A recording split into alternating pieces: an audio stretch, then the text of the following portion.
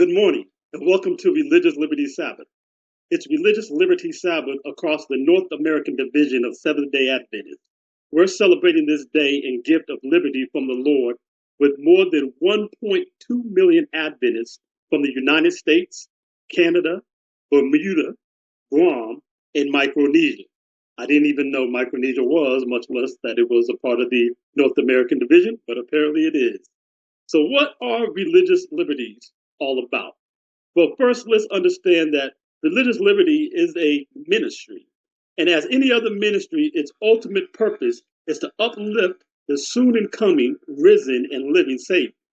In particular, this ministry is constituted to highlight the power and authority of God's law and dominion above the law and dominion of human governments and authority.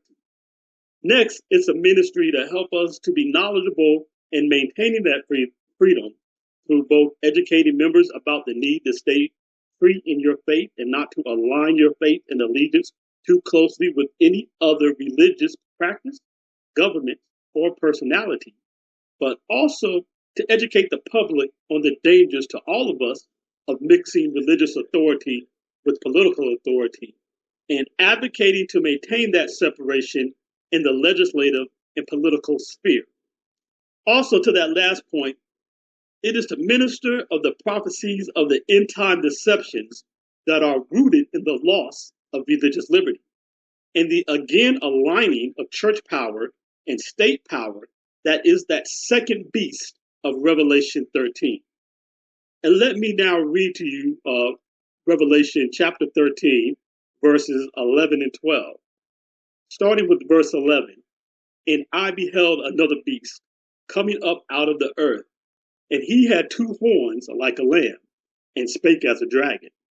And he exercised all the power of the first beast before him, and caused the earth and them which dwell therein to worship the first beast, whose deadly wound was healed. So this is the coming marriage of church and state through politicized evangelicalism. So politicized evangelicalism will point us all backward to worshiping the first beast of the universal church of the Middle Ages using modern evangelicalism's acquired state power, making it the second beast.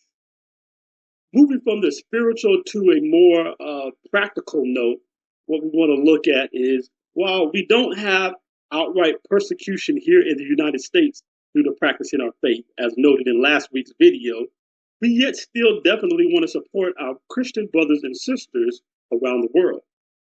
And the Religious Liberty Department takes care to those beaten, jailed, and made impoverished due to holding to their faith. However, in the United States, Adventists often face discrimination on the job, especially in regards to keeping the Sabbath. And there is a legal defense fund where the Religious Liberty Department helps Adventists whose employment rights are violated so that they can stay on the job or so that they can replace unjustly lost income. And we want to support one another. So we want to see how can we go about supporting one another. With that, we will ask you to make a donation for a subscription to Liberty Magazine, whether it be for yourself or you want to send it to family and friends as a witness to the present truth. And or you can make a flat out donation to the Religious Liberty Department. Here's how you can do that. Liberty Magazine is only $6 a year for the subscription. Let me enlarge that so you can see it. All right. $6 a year. And normally when we were in church, we would get this pamphlet sent to us and we could tear off this coupon to send back in with the information that is needed. So if you would like to make a donation, whether you would just like to make a general donation, which is appreciated, or you would like to send a donation of Liberty Magazine, just write on a piece of paper and send it to the church what the name of the person is whom you want to send it to, whether it's yourself or someone else, and the address of where you want it sent. But include on there our church name, New Life Seventh-day Adventist Church, and South Central Conference, so that when this information is sent up through Liberty Magazine, all of the information is sent together, a check or money order or to the church with that information just written on a piece of paper Answer the name of who you want the donation sent to, address, and then put our church and conference so that we have credit and send all of our money together.